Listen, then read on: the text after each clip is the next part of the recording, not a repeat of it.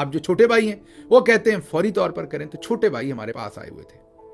तो अब ज़रा इसमें दूसरी स्टोरी को कनेक्ट करें बीच में। अब जो फौजी फाउंडेशन है जिसके शेयर्स को बेचने की बात हो रही है, वो 1954 में इस्टेब्लिश हुई, और वो जो चैरिटेबल एंडोनमेंट एक्ट 1890 का है उसके वो तनाज़र में बनी हुई है। ये शोहदा के लिए, शोहदा की प्रॉपर्टी है, शोहदा के मीन जो लवाकिन हैं उनकी फलाह व बहबूद के लिए है, और ये एक चैरिटेबल ऑर्गेनाइजेशन है, फलाही ऑर्गेनाइजेशन है। इसका कोई मालिक नहीं है, इसकी किसी को प्रॉफिट नहीं जाता है इसके शेयर्स का, कि उसके कोई शेयर होल्डर्स हैं जो प्रॉफिट लेते हैं, और इसी एतबार से उनके शेयर्स बेचे भी नहीं जा सकते उस तरह से। तो आप 1 अरब उसमें कैसे बेच रहे हैं? अब सूत्रों के अनुसार ये पता चल रहा है कि ये शायद पैसा उन शेयर्स का नहीं होगा, ये पैसा किसी और चीज़ का होगा। याद कीजिए, थोड़े दिन पहले डॉक्टर मोहित पीरजादा ने एक तजिया दिया था कि जो यूक्रेन को हथियार बेचे गए थे उसमें जो 900 मिलियन आए थे वो कहीं और ही रख लिए थे, शायद यूएई का ही उन्होंने कहा था कि पाकिस्तानी जो जर्नल्स हैं उन्होंने एक अकाउंट खोल के वहीं रख लिए थे। ये मोहित साहब का तजिया था, और वो पैसा पाकिस्तान का भी नहीं आया था। अब इसी तरह नए पैसे भी ऐसे हो सकते हैं जैसे पुराने हैं।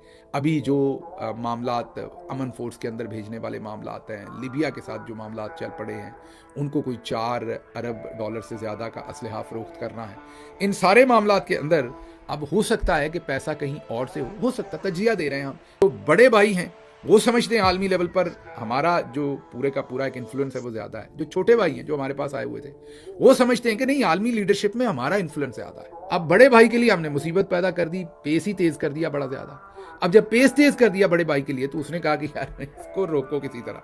अब वो कैसे रोकना था, वो आप उलमा कराम को देख चुके हैं, बार बार वो स्टेटमेंट्स दे रहे हैं। अब छोटे भाई को फिक्र पड़ी कि यार रुकी ना जाए कहीं काम। हमने तो ट्रम्प साहब को कहा कि हो गया, तो वो तो बिल्कुल ऑन बोर्ड है। तो वो आए हैं, उन्होंने कहा है कि कोई बात नहीं, माल पानी का ख्याल करेंगे, आपका ख्याल करेंगे, आपको पेट भर के खाना मिलेगा, आप बस मजदूरी करें।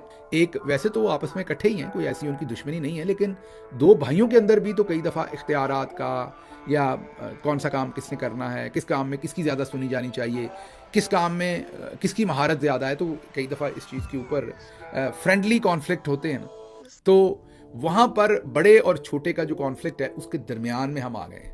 तो जब आप दरमियान में आते हैं ना, तो कई दफ़ा आप अगर बड़ी चीज़ों के दरमियान में आप आ जाए ना, तो आपने देखा होगा कि कुर्बानी के बकरे जो है वो कई दफ़ा उनके साथ फिर ऐसा होता है।